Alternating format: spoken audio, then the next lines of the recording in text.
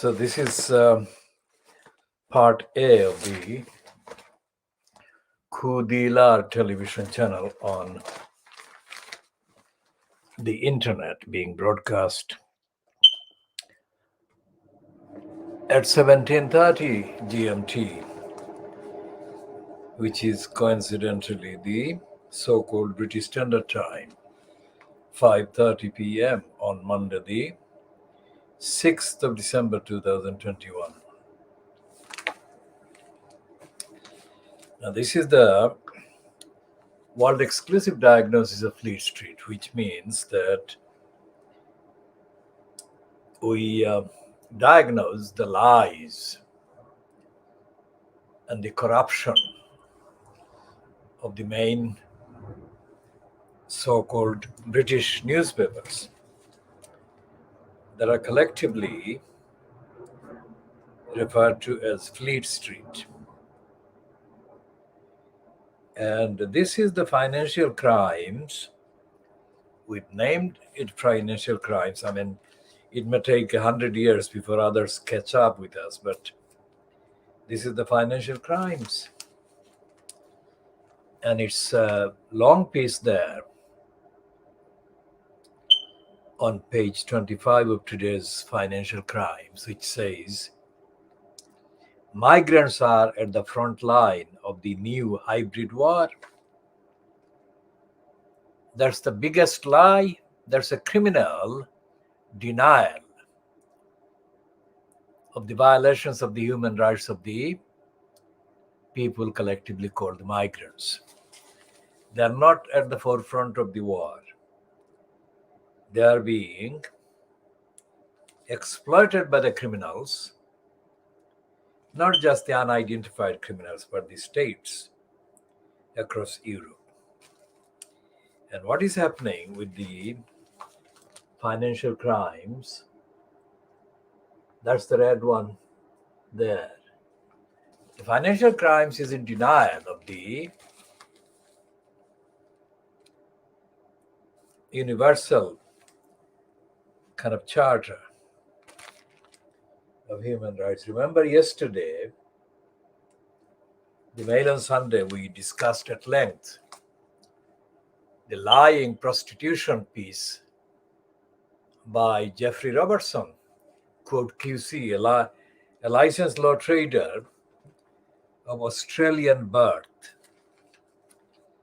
who has been given the license to trade as a lawyer and also given the extra 2 letters QC to raise his prostitution price.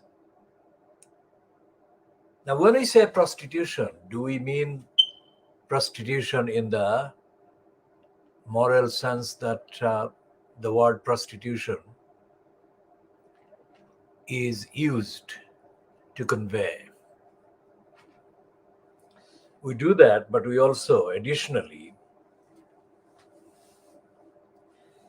emphasize the aggravated immorality and criminality by the likes of Jeffrey Robertson. Because in his piece, which he bargained, of course, with the Mail on Sunday, he stayed completely clear of the real facts involved in the kind of appeal made by the Mail on Sunday against a previous ruling in favor of Meghan Markle. Now, the appeal didn't. The contents of the appeal and the contents of the ruling on the appeal, the rejection of the appeal by the Court of Appeal specifically said that the ruling was not creating a precedent about anything. And yet, The losers in that ruling, the Mail on Sunday and the Associated Press, immediately embarked on a lying diversion by claiming that the rejection of their appeal against Meghan's previous kind of favorable result in her claim against them constituted a new attack on freedom of speech, on press freedom, etc., etc. That is absolute lies. And Jeffrey Robertson behaved as a prostitute by lending his name as a barrister, as a QC, to the liars of the Associated Press who wanted to say that it was not only their opinion, but the opinion of a QC. That's the prostitution.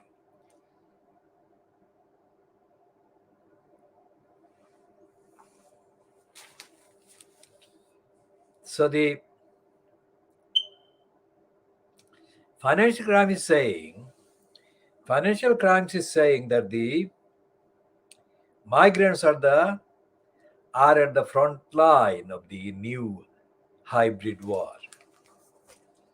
This doesn't remotely suggest that these are the same people or the same category of people who are being massacred by drowning in the channel between France and Britain. So it's a lie. And what it is saying is steering clear of the article, the Human Rights Convention, that actually affects the human rights of the people who have been massacred in the channel, and that who are being treated with extreme cruelty and hardship by the various states in the war that is waged between Russia and the Western countries, Western Bloc. So severe has been the suffering of so many people, mostly coming from the Middle East, that many of them have returned home to their countries. Now, here is the piece on the financial crimes. In addition to that long piece, big read, page 25, trailed on the top of the page. Here is this piece called Ukraine Fears. US warns of invasion risk. A Ukrainian soldier patrols the line. That is the picture of the Ukrainian soldier. Line of separation from pro-Russian rebels in Donetsk region last week. The buildup of Russian troops on the border has heightened fears that an invasion of Ukraine could happen as soon as early 2022. According to a US official, half the military units that would be involved in such an offensive had arrived in the past month, the Americans say. The European Union and NATO allies have swung behind the Biden administration's assessment after it shared military intelligence. The quantity of material and detail shared with NATO allies was described by one official as extremely comprehensive. Moscow has consistently denied any plans to invade its neighbor. Now, we shall go into some detail about the article. the human rights article, that Jeffrey Robertson, in his role as the prostitute for the Mail on Sunday Associated Press, referred to dishonestly and incompletely. Now, this is the kind of behavior by the likes of Jeffrey Robertson that is typical of the role of the licensed law traders. This is not part of the narrative about the role of the likes of Robertson QC, but that is the reality. So the reality and the narrative being the selling point, the selling level, barristers immediately kind of are assumed to know the law. Not only that, but are immediately relied on to uphold the values of the principles of laws. That is not the case. As Jeffrey Robertson exposed himself in failing to do. Let's see what Robertson said in his piece yesterday.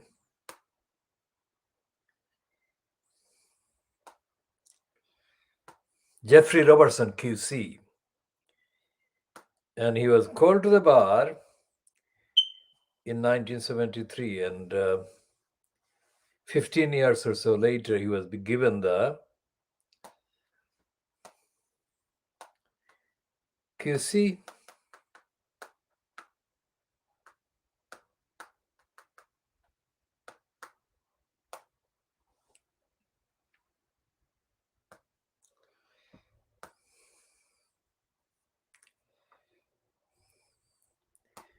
Now, the way he's peddled, Jeffrey Robertson, by the liars of the Daily Mail group, Associated Press, Mail on Sunday, etc.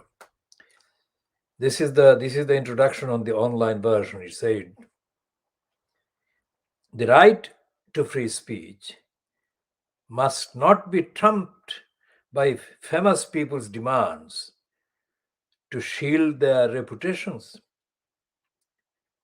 Human rights barrister Jeffrey Robertson gives a stark warning after Meghan's attack on the press. Now, that is absolutely untrue.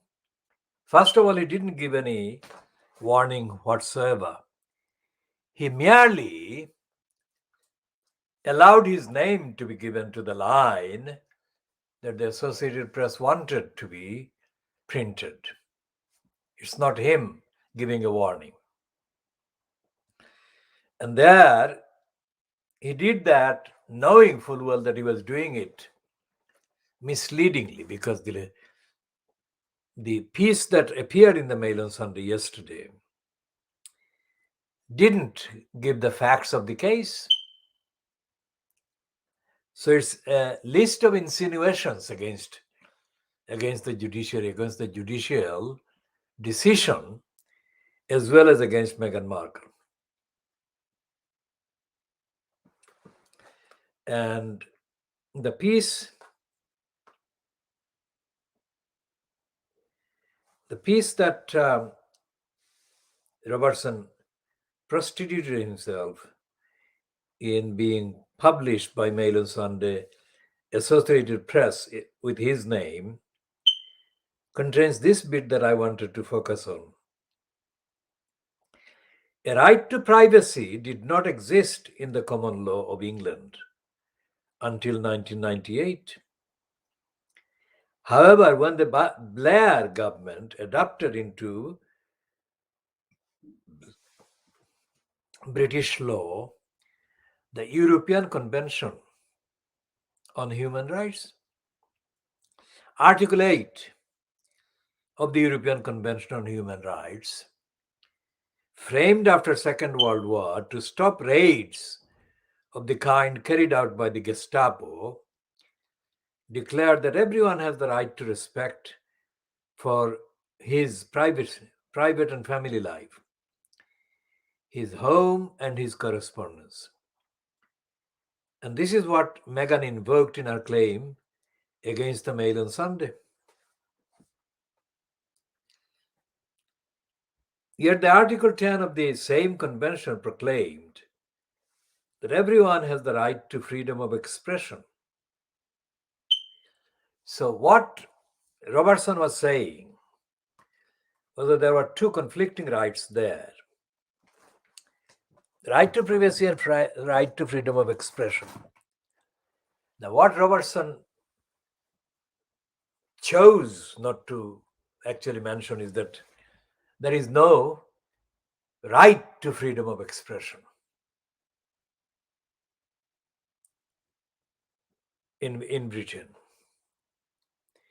And Robertson, being described as a human rights lawyer, automatically is in the category of those who oppose most of the practice of the Daily Mail and the Associated Press and the Mail on Sunday.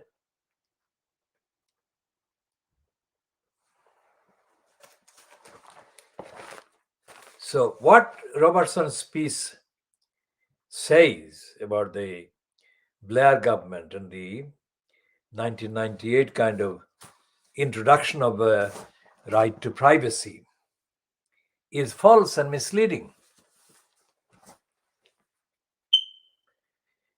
And the other thing is that freedom of expression or free speech, etc., right to free speech, is only qualified, only allowed if it is qualified in the context of the UK by being relevant to the, quote, public interest or national interest or national, well, a worst scenario would be national security. The piece that Meghan Markle objected to in the Mail on Sunday was not only nothing to do with the national security or anything like that, it had absolutely no relevance to anything other than to herself and her family and her father, etc. And although the statement issued immediately after the Court of Appeal ruling rejecting the Mail on Sunday's appeal against the High Court's ruling in favor of Meghan Markle in that case, it had the reference to precedent setting in the statement issued on behalf of Meghan Markle. It was not precedent setting, and it could not be precedent setting. And there was no actual trial at the appeal, because in the procedures in the UK court legal process, an appeal is about the law, not about the facts. So therefore, an appeal against a ruling is not an appeal about the facts. The appeal is about whether there was a legal kind of principle involved.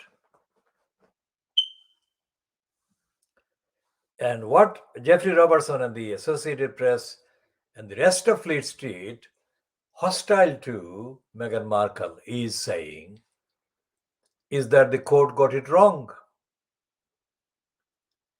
That the court said that it was not a precedent-setting ruling, but the reaction to that ruling has insisted, including the insistence by the prosecution of Jeffrey Robertson, effectively saying that it did create a precedent, that it did introduce an aspect of the law which is known as the judge-made law, the phrase or the concept used by Jeffrey Robertson himself as well. So if this was a judge-made law, then it follows that it was a new step, making the protection of privacy more secure according to their statements. So what they are saying now is that that kind of strong basis for claiming privacy or right to privacy should be challenged. Now that is done in the same week by the same papers in Fleet Street that are now also condemning Meghan's husband, Harry, by claiming that he betrayed Brian, Brenda's son, Harry's quote father, over Charles, that is Brian's kind of advisor's involvement in donation for royal kind of gong scandal.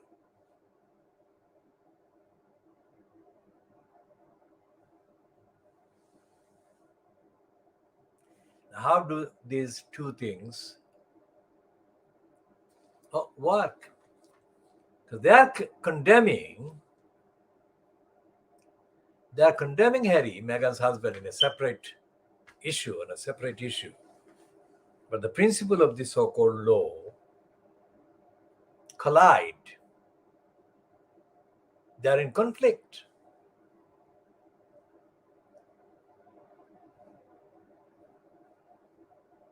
Because what they are condemning Harry for is that he has betrayed Charles by openly talking about Charles's relationship with the Saudis in an illicit, in fact corrupt kind of series of events. So while they are saying that Meghan is wrong to object to the Mail on Sunday publishing her letter to her father, privacy, they are condemning Harry, Meghan's husband, for disclosing private feelings, private thoughts about the private behavior of Brian, the next monarch, the monarch in waiting. So either the Associated Press are in favor of privacy or they are not. They cannot be both, which is what they're doing. And the space given in attacking Harry by the Associated Press over the Saudi scandal, by the Murdoch controlled scum, is huge. So what they're saying, they're condemning Harry for doing exactly what they condemned Meghan for wanting them not to do. They're putting out in the open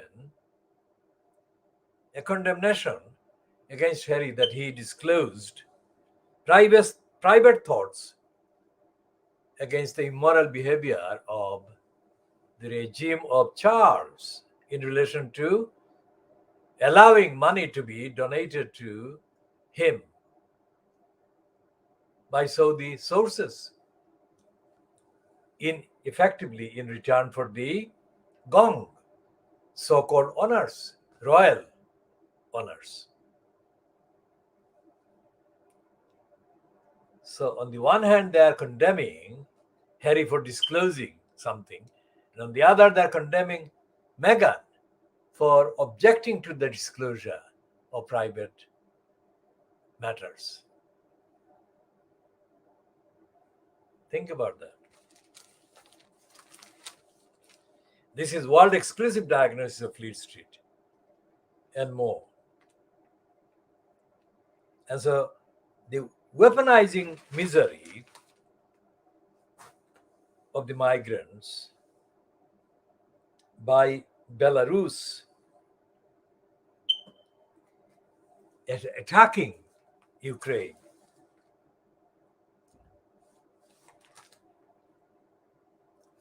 as a conduit, as an agency, as an extension of Putin's Russian regime.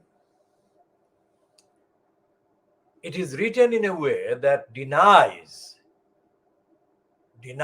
even the humanity of the people, the migrants, let alone the sufferings that they have been caused by Belarus, by Putin, according to this particular narrative. And they're implying, the financial crimes is implying, that migrants are somehow complicit in being abused and exploited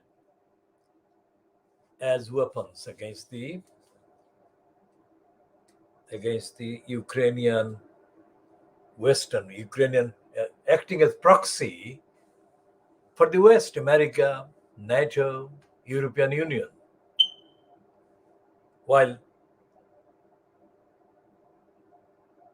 Ukraine is being used as a proxy for the USA, for the European Union and the European Union's counterpart or equivalent or associate, NATO. So when we say that we are doing the world exclusive diagnosis of Fleet Street, this is the kind of things that we do. We're pointing out the lies, pointing out the illogicality, the irrationality, the lack of facts and lack of evidence and contradictions contained by Fleet Street papers, including the likes of the financial crimes.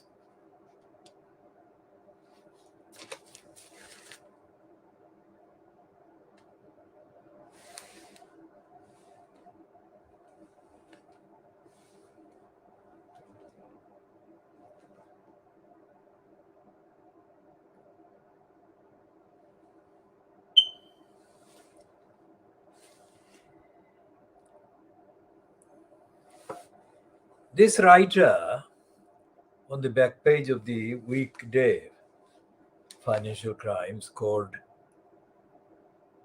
Pilita Clark, writes the space business life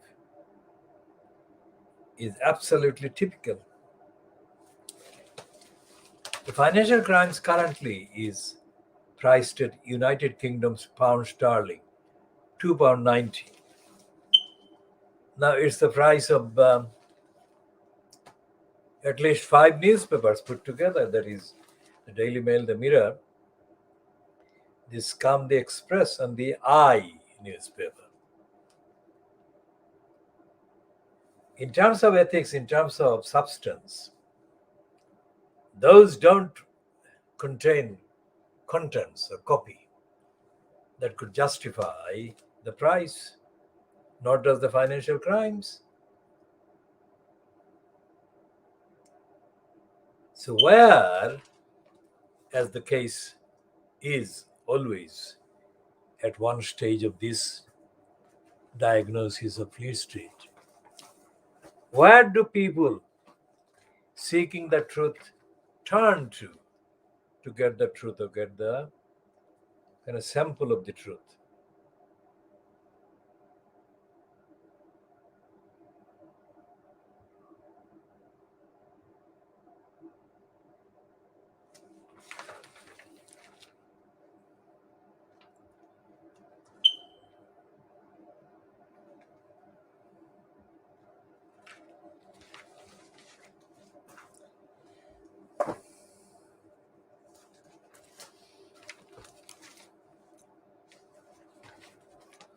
Now, anyone who is not resident in Britain or in the UK, or is not familiar with the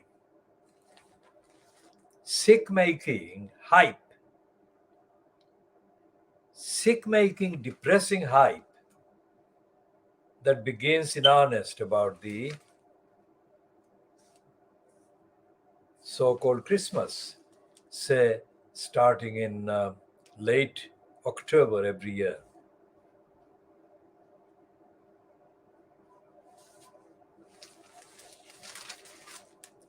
Anyone who is not familiar with that would not know just how sick this fever, the Christmas fever, gets. And it's nothing to do with Christianity, nothing to do with morality, ethics, or compassion. It is a slogan that is triggered by the criminals in the business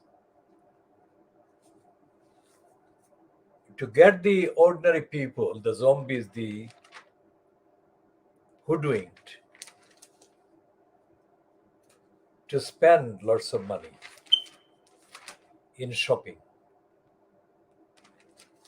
And there is no such thing as a Christmas, because on the day of the Christmas, the same criminals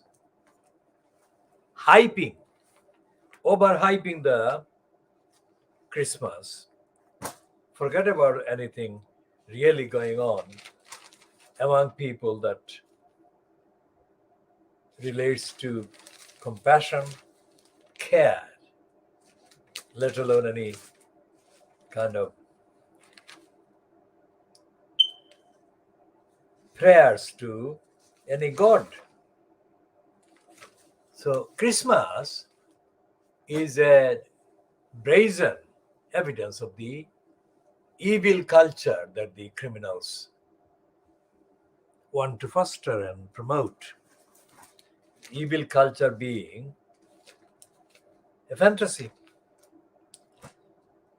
that is used to brainwash people, consolidate the brainwashing into thinking that they need to do something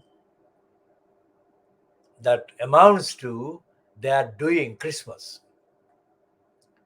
And that doing something is shopping, spending money, going on holidays. And yet, Fleet Street, supposedly written, produced, edited by people with some basic literacy, is the vehicle for promoting Christmas.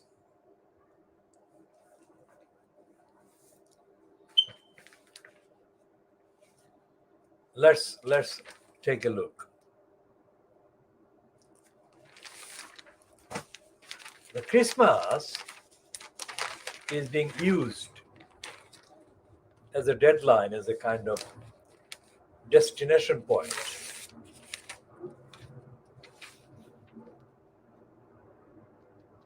And yet there is nothing. On the day of the so-called Christmas, nothing happens. So it's the lead up to the 25th of December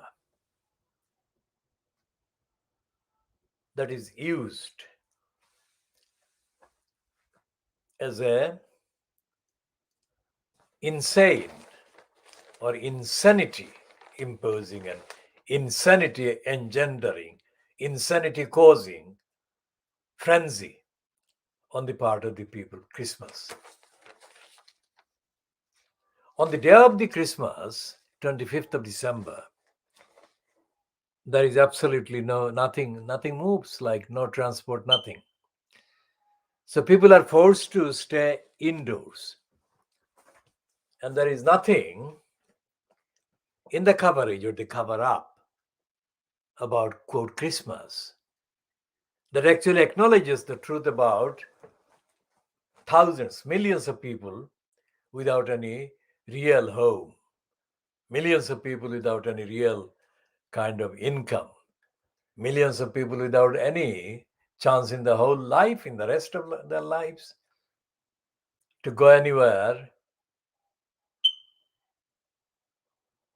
even 100 miles away from their supposed address for holiday.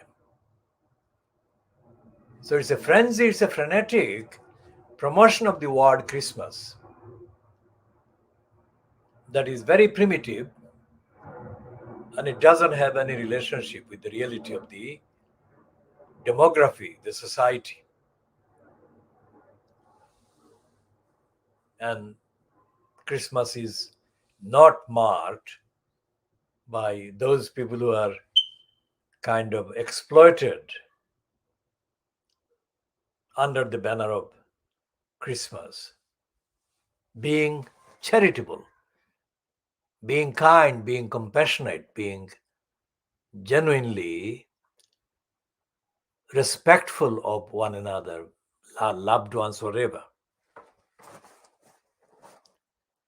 So, this is the kind of society that the evildoers, the scum, as Angela Rayner admitted they were, have reduced to. And although Jeffrey Robertson, in his Mail on Sunday, prostitution piece does refer to Tony Blair, who we call Tony B. Liar, about the Human Rights Convention. Tony B. Liar did nothing in his kind of years in incumbent as the prime minister from May 1997 to the time sometime in 2007 when he conceded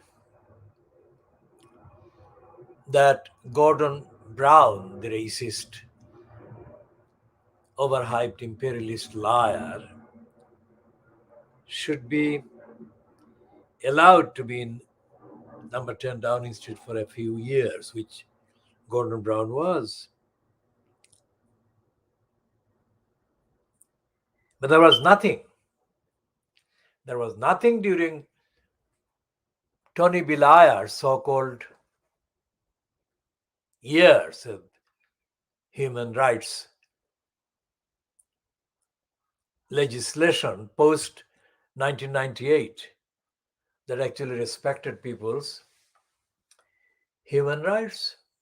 And that included the fact that Blair actually penalized people in the lowest incomes and penalized people in Afghanistan, in Iraq, and elsewhere, which is something that anyone linked, even in the tenuous way that Jeffrey Robertson did on Sunday, Mail on Sunday,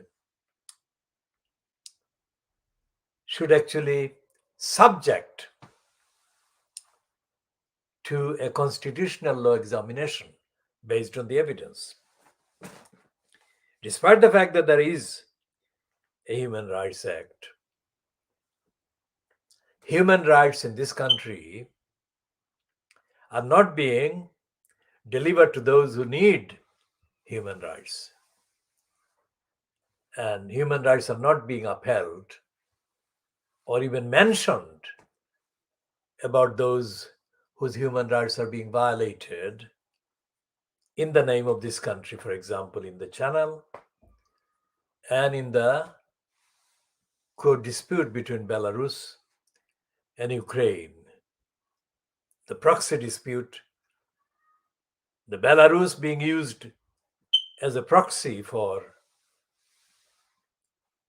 Putin-led Russia, and Ukraine being used as a proxy for the Americans, for NATO, for the European Union. And the people who are being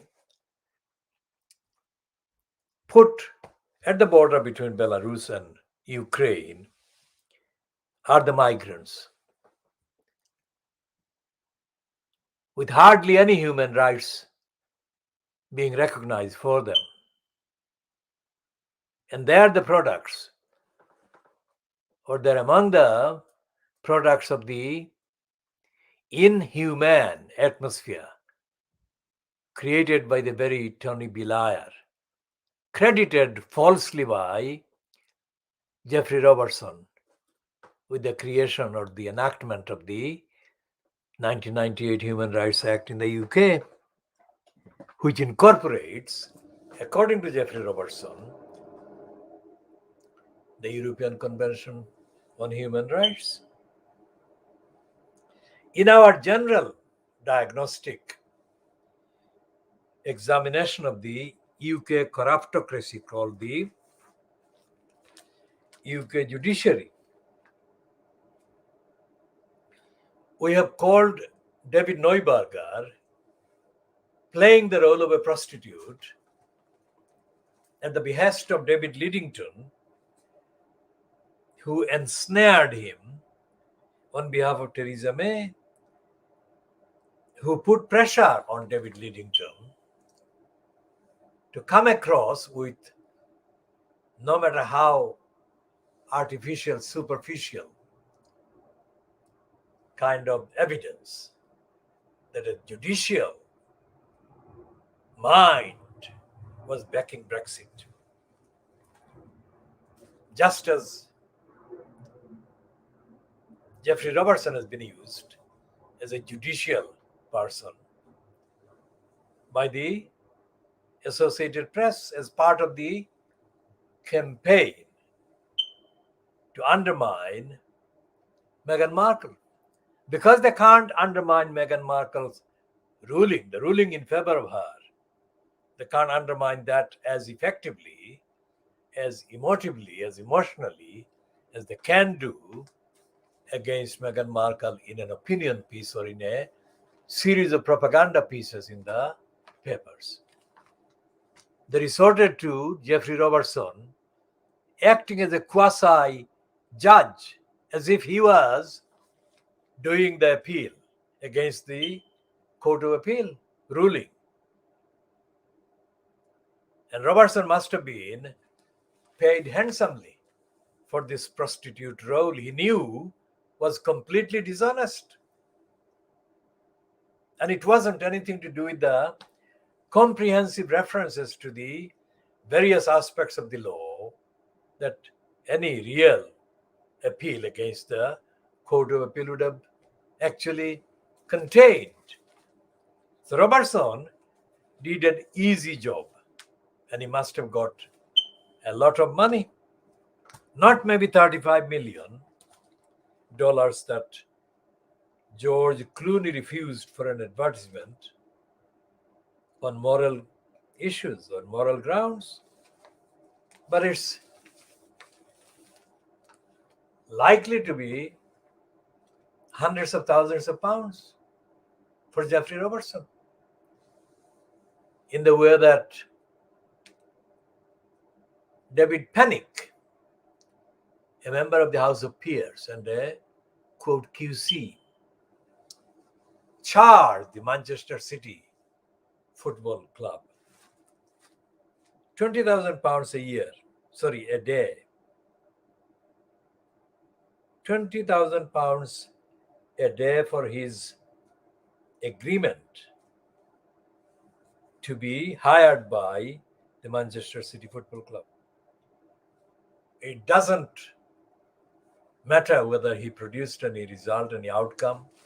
The fact that he agreed his name to be put as representing the club was the actual reason for the charge. So it doesn't matter whether Jeffrey Robertson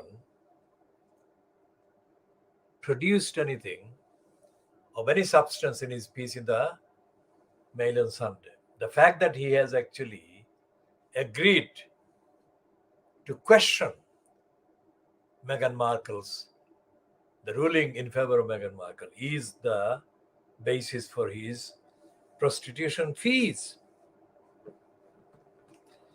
It is a prostitution if the morally correct thing is not being done. So the morally correct thing between the people doing the physical thing in sex is not based on exchange of money or whatever. It's something else, which is absent in the behavior of the likes of Jeffrey Robertson and David Neuberger when they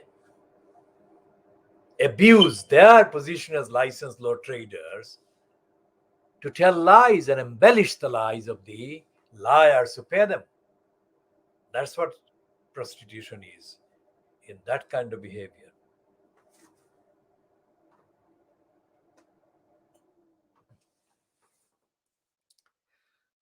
And what are they saying in detail about the human beings being deployed on the borders between Belarus and Ukraine? This is the financial crimes, which is the broadsheet size. So it's a big, literally a big piece. It's the page is more than twice the size of the tabloid. And it says, new front of the hybrid war. It's not a hybrid war, it's a racist war. It's a criminal, it's a crime against humanity. That is what it is.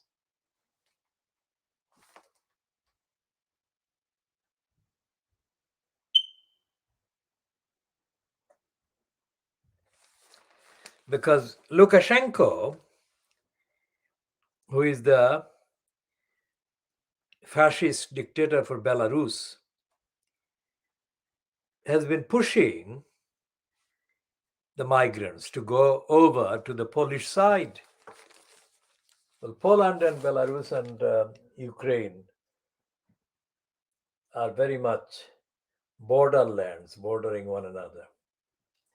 These are the people, migrants, that are sleeping. And the caption says, what does the caption say? It says, displaced people shelter in a warehouse in Grodno, Belarus, near the Polish border. And below there is this reminiscent of the nasty Nigel Farage in 2016, Breaking Point. That's nasty Nigel Farage, 2016.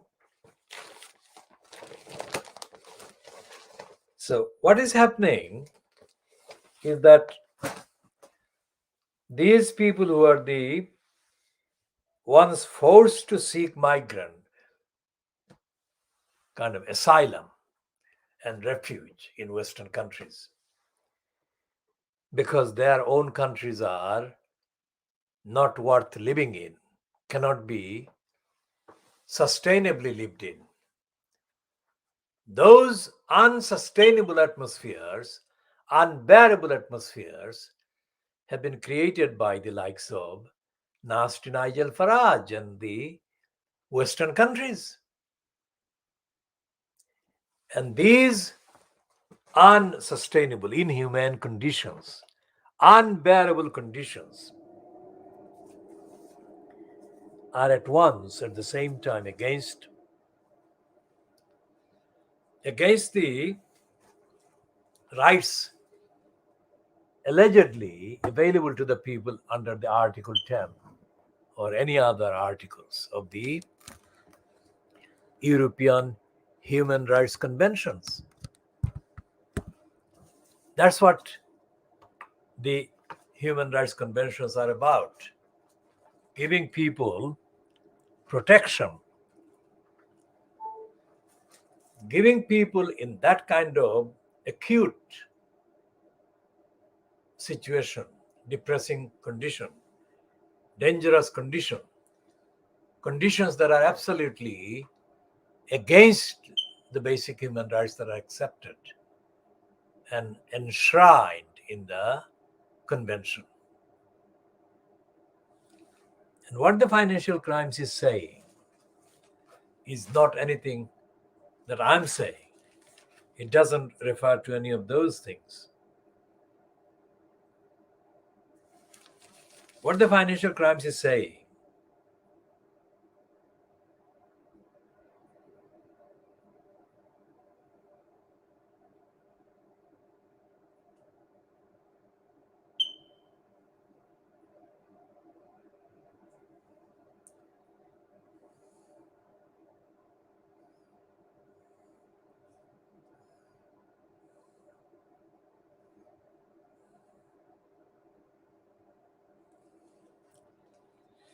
now this piece refers to 1971, and it says a crackdown by the Pakistani military in 1971 sent 10 million Bengali refugees into India, in part to pressure New Delhi into ceasing its support for the Bengali rebel movement. Now it finishes there, and then it moves on to Cuba and Fidel Castro, describing Castro as having encouraged 125,000 Cubans to flee to the USA in the Mariel boat lift of 1980, partly to extract political concessions from President Jimmy Carter, who had initially welcomed the influx before it turned into a tide. Some coercers have been explicit about their motives, attempting to play on racial tensions within Europe. Libyan leader Muammar Gaddafi in 2010 demanded $5 billion a year to stop illegal African migration. Tomorrow, Europe might no longer be European and even black, as there are millions who want to come in, he said. Now remember what I said in January 1992.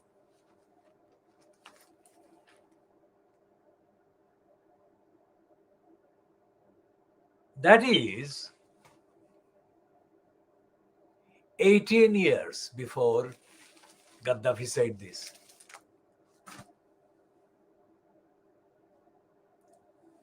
And in my broadcast on Channel 4 News slot in January 1992, I did not mention Cuba or Fidel Castro because I focused on the demographic main bulk of the people from Africa and Asia, which is what is happening. The Cuban event has become forgotten and is only a one-off event. Whereas my analysis, as I published and posted in and broadcast on Channel 4 News slot in January 1992, has continued to be valid and validly vindicated.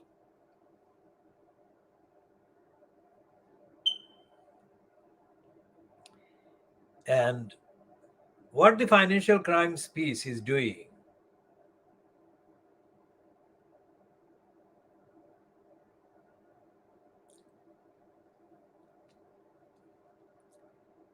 is referring to the United Nations, referring to the European conventions, and referring to the purpose of the foundation of the United Nations.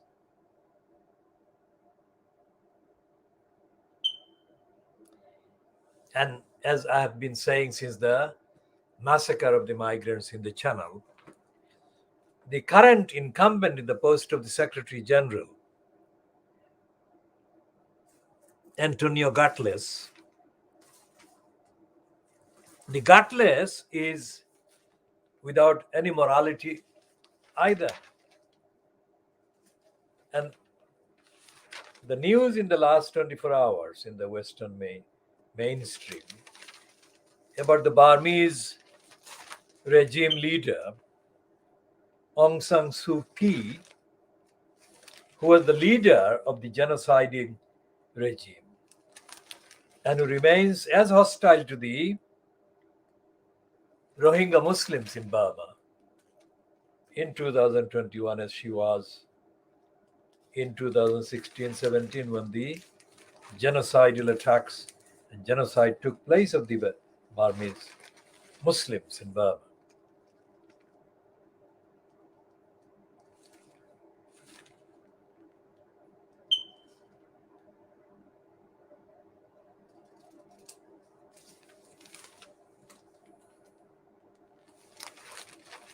And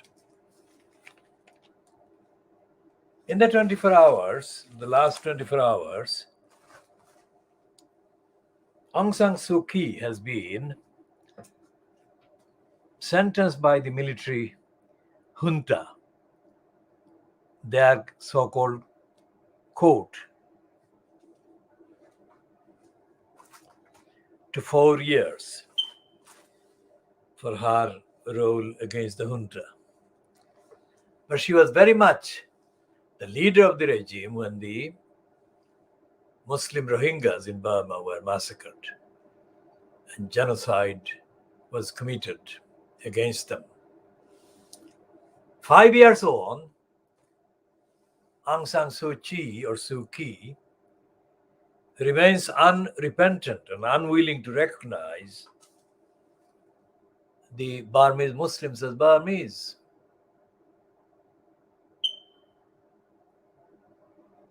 Now remember, this is the woman who has been, quote, conferred, given, awarded, quote, the Nobel Prize for Peace Prize.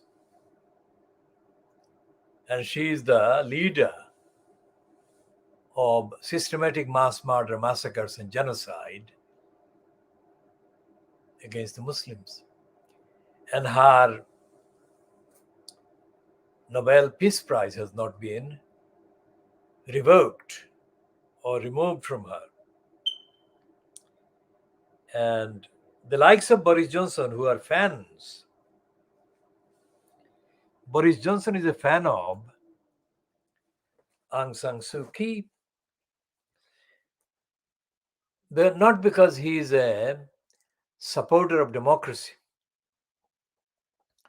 but because part of the narrative, part of the agenda, the part of the gloss that comes from his being seen as a supporter of this leader of Burmese opposition, that adds to his CB, and it doesn't cost him anything. In fact, it gives him additional gloss because he, being an anti-Muslim, racist, any antagonist against Muslims is a very good friend for him to have on the record.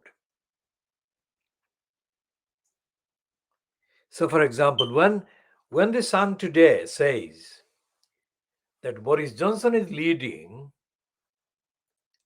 the campaign for justice for the baby Arthur, what is the Murdoch scum doing there?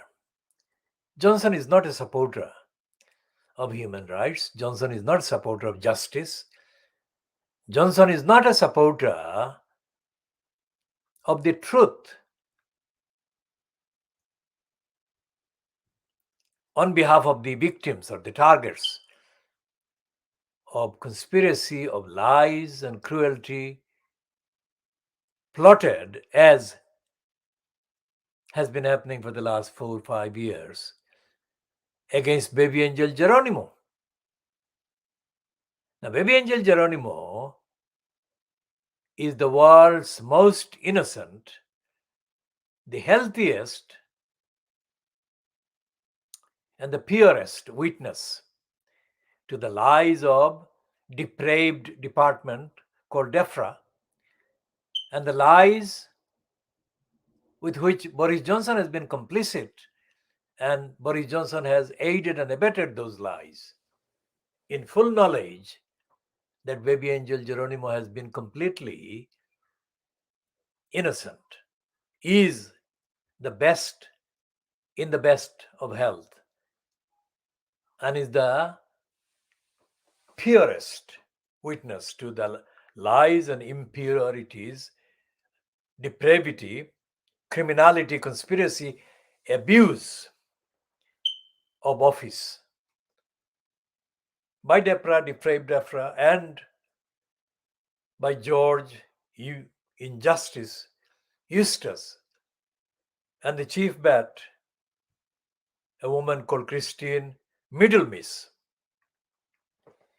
And knowing all the facts that the depraved DEFRA and the Middlemiss and the George Injustice Eustace confected against the most innocent baby angel Geronimo, the liar Johnson supported their plot to do harm to baby angel Geronimo. So this piece in the Murdoch's Come Today, praising, promoting, peddling Boris Johnson, is a lie. This is, let's find the piece that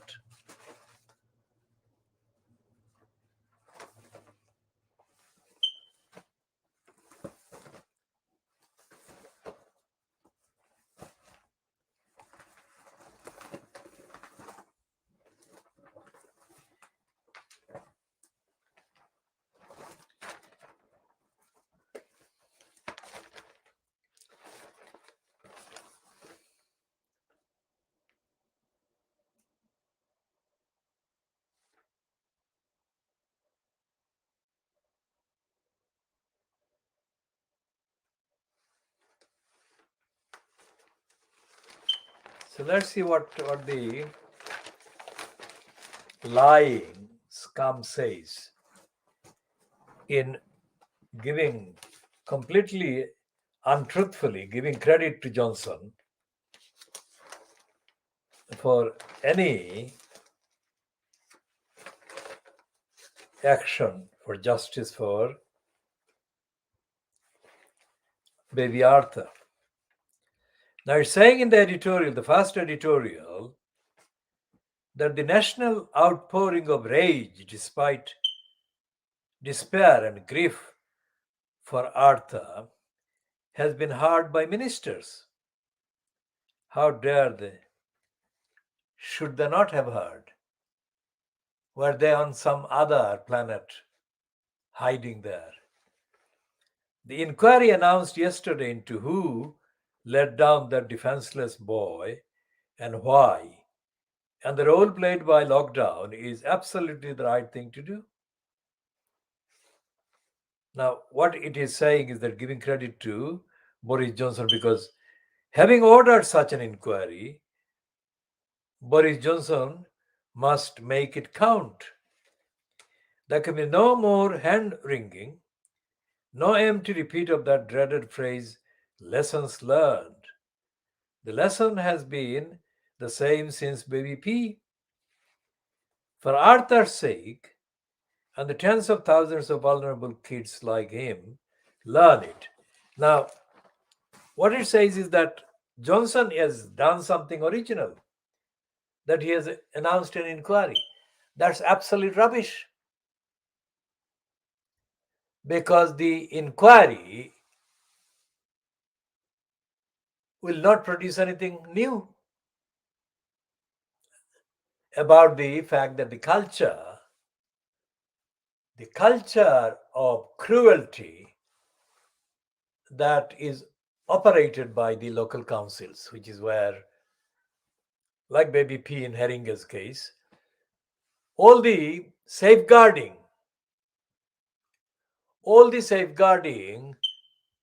the children, there is a duty called safeguarding the children duty.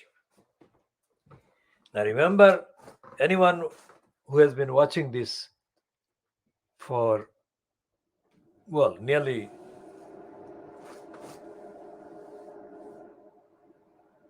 18 months, let's say, we've been talking about the local Tar Hamlets Council in East London neglecting its duties under the safeguarding children duty, as owed to the four children, the girls from Bethnal Green. We are the ones who have been saying it. No councillor, nobody else. The so-called licensed kind of lawyer allegedly acting for some of Shamima Begum's rights did not say that. We said that. And what we have been saying is as follows, for anyone who is watching this for the first time. What we have been saying is as follows, in short,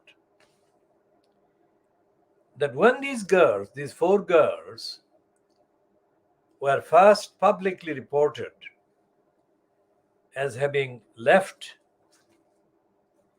the UK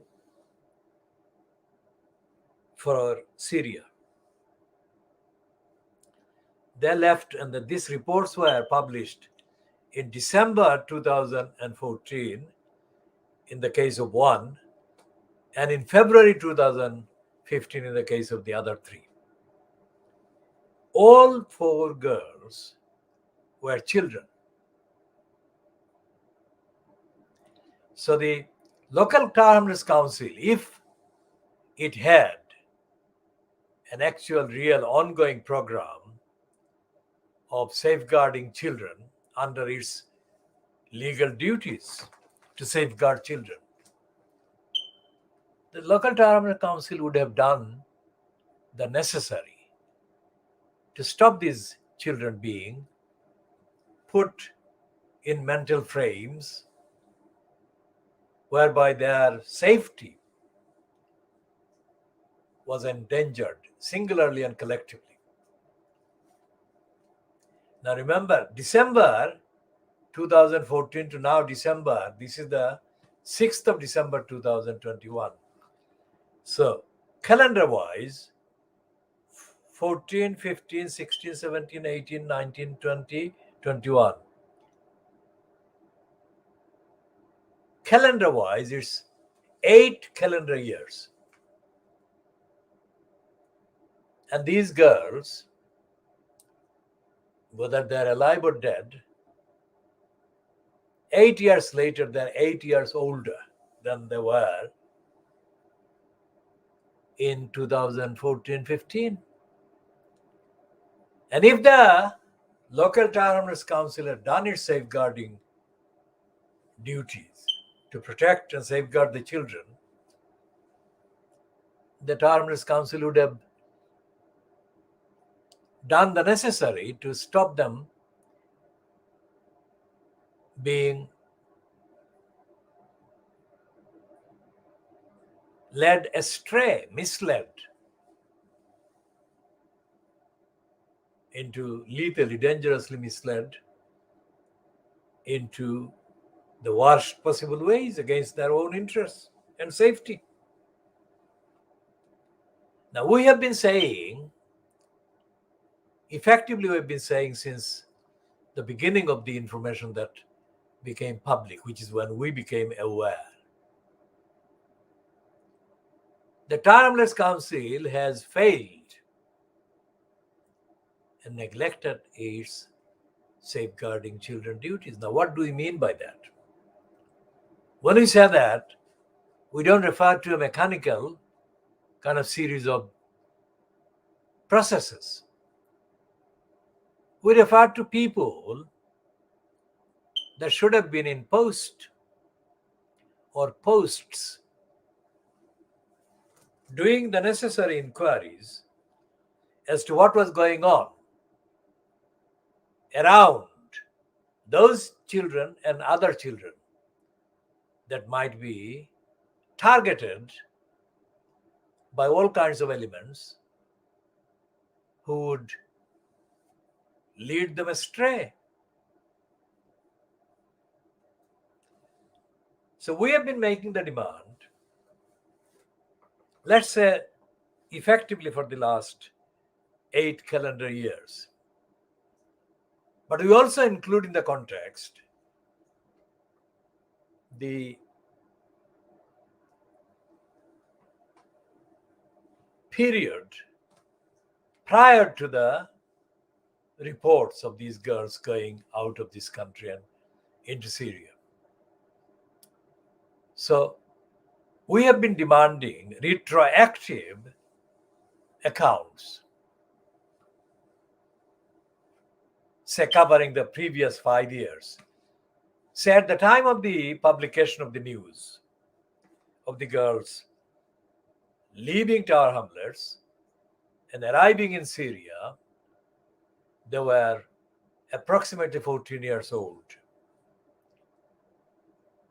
So we assume that they must have been targeted a few years prior to the actual time when their priming became complete, and they were kind of like pumped or sprung out of this country based on the brainwashing, based on the grooming. Because we didn't know these girls, we still don't know them personally, but putting together all the published facts, it is enough to suggest that these children had been targeted for grooming for several years before they were led out of this country and into Syria. So if a local council was actually active in a dedicated way, safeguarding the safety of these children, then the council would have been aware of various activities going on over the previous few years. Because anything like that takes some time. And the other thing is that the East London Mosque in the Whitechapel Road has been mentioned as the place where the first one who went into Syria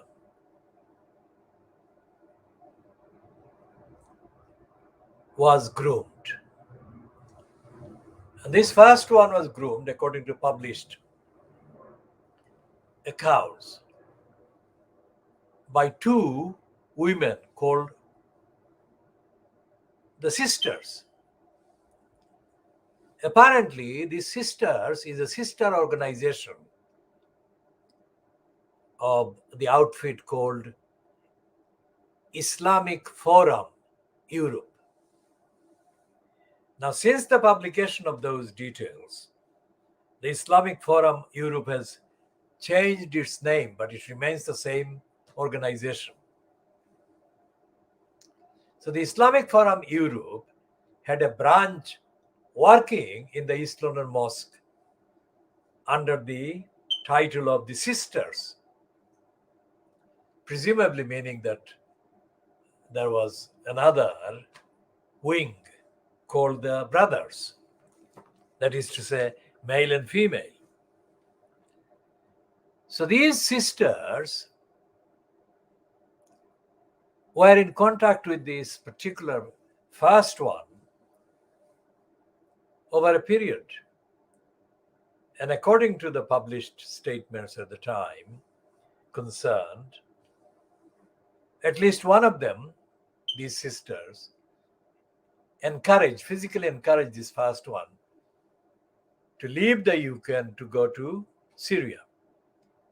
And at least one of them accompanied this first one to the airport from where this person flew out of the UK to Turkey, which is the middle country that they visited and before they entered Syria.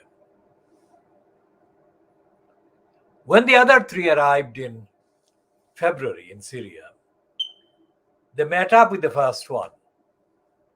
So they had known one another. And that is the basis, or that is the clear indication for our saying that they were all groomed and influenced by the same set of groomers and influencers, if you like, for the plight and the flight into Syria. And up to this point, there is no public record that we can access, or we have been able to access, or we have been made aware about on behalf or by the Tower Hamlets Council about anything to do with these girls. Now, if we know what has happened to these girls, then the UK state knows more than we do about everything. The UK police know more than we do about everything. And yet, there has been no prosecution, no action of anyone in Tower Hamlets Council or of Tower Hamlets Council about these girls. So we have been broadcasting this openly.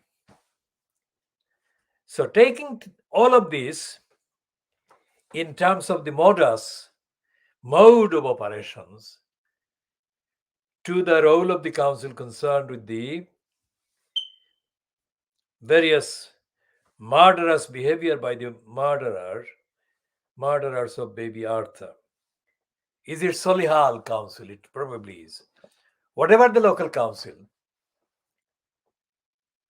these councils are to be treated as criminals against humanity, criminals against justice. And there is no evidence. None of the papers, the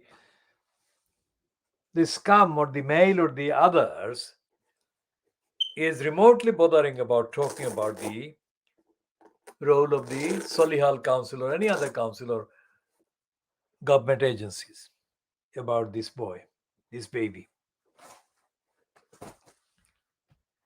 So it's not like these crimes are being committed in secret. These crimes are being committed openly by the councils. And this criminal, one of the most poisonous liars, peddling the collective lies of Rupert Murdoch, is the Scottish-born Trevor, the evil Kavanagh. Evil Kavanagh supports all the evil things. And what he is doing today, Monday, the 6th of December 2021, he's connecting the evil done to baby Arthur to Boris Johnson's career. He's giving credit to Johnson, where there is no ground whatsoever for even remotely connecting Johnson with any credit about this child.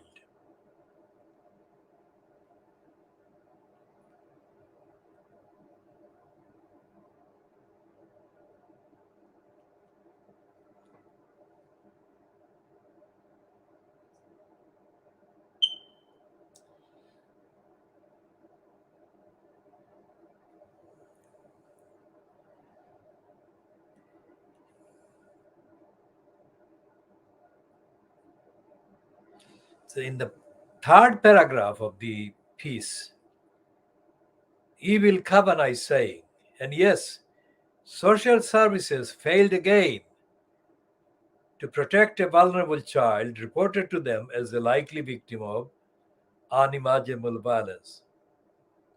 And then he removes himself from that role of these social services. He jumps to the schools.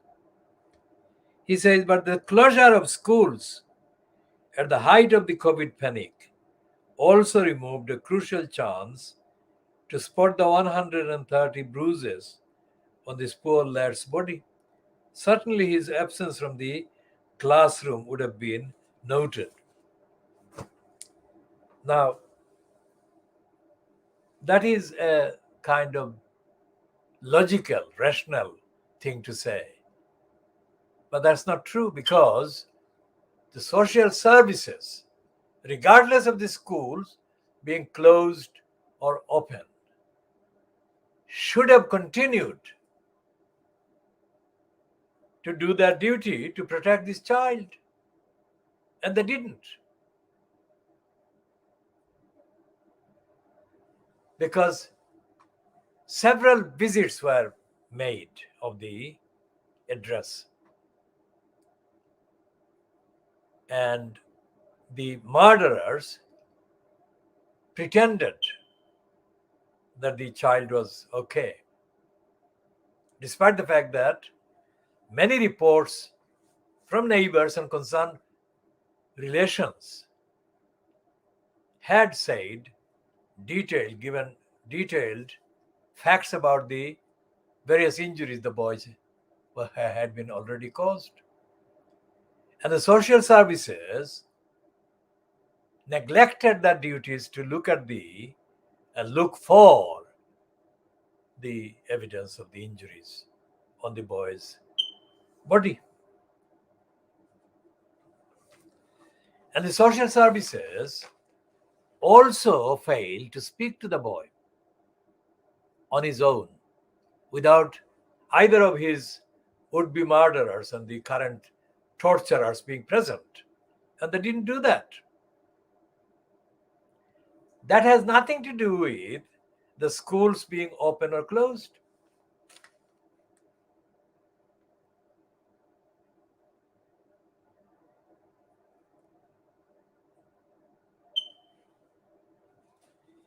And what this evil man is doing is bringing in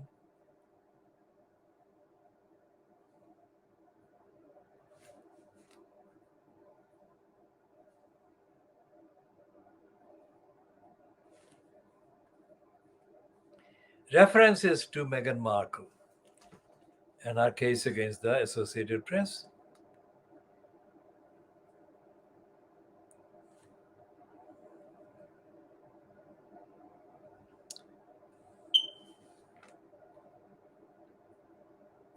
And he is promoting this woman called Rachel D'Souza, so-called children's commissioner.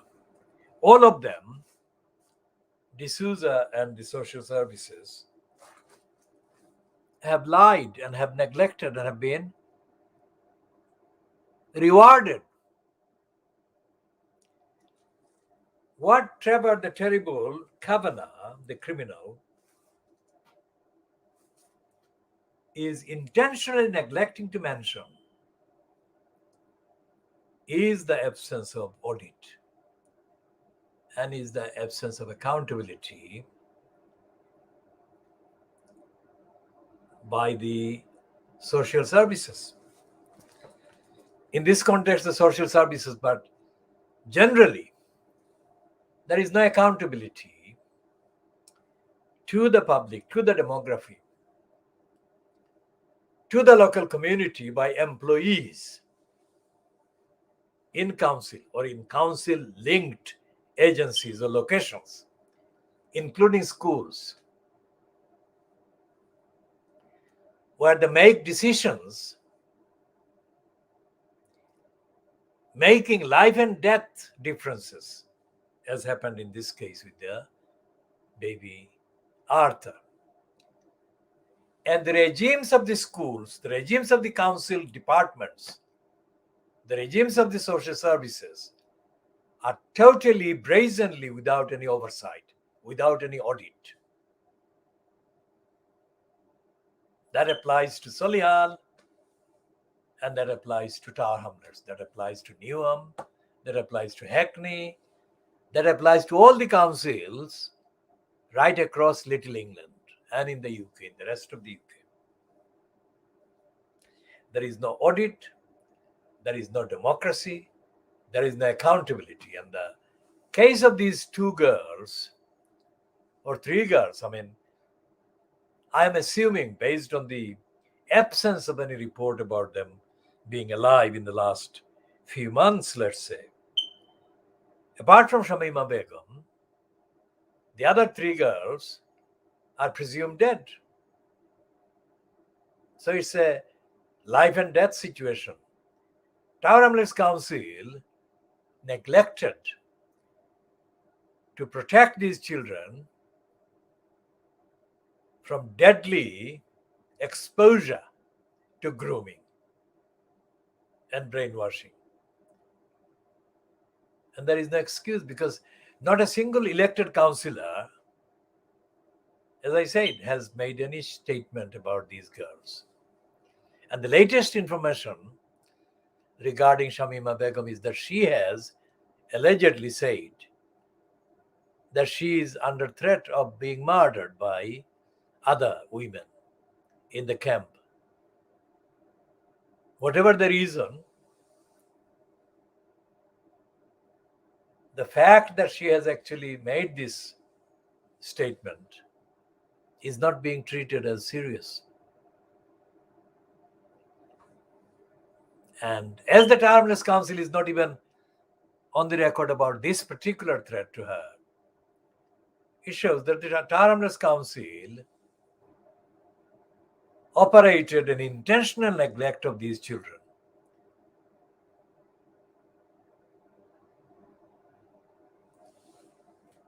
And on that basis, Tower Hamlets Council needs to be prosecuted for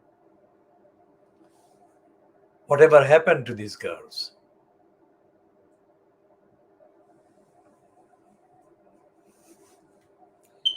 And her so-called lawyer or lawyers, we have never had any contact with any of them, and we have not sought any contact with any of them. But independently, these so-called lawyers at the given time when they are supposedly acting for Shamima Begum or any of the other children, they have not shown any evidence whatsoever that they have any more concern about the duties that the Tower Hamlets Council has neglected than the council itself or the big number of people who are, by propaganda by the government, kind of geared up to hating these girls, including Shamima Begum, regardless of how many times these children have been neglected and let down. So going to the point about the son giving credit to Johnson about the murder and torture of baby Arthur. Let's look at Johnson's response to the children that were among the people who were massacred in the channel in the last fortnight. Johnson is, hello?